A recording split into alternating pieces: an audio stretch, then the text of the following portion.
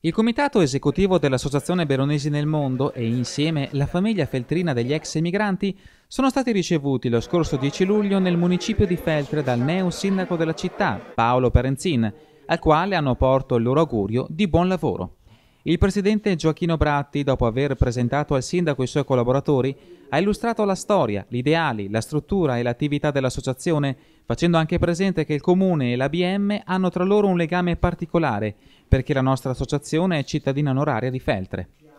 Ha concluso ricordando che gli emigranti, anche se lontani, si sentono sempre parte viva dei loro comuni.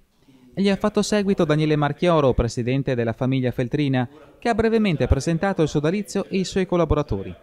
Ha concluso il sindaco, esprimendo gratitudine per l'incontro, assicurando la piena collaborazione per un lavoro condiviso, accennando ad alcuni problemi attuali, quali in particolare quello della nuova emigrazione e di immigrazione, concludendo infine con l'assicurazione che il comune di Feltre ai fini dell'IMU considererà come prima casa quella dei suoi concittadini all'estero.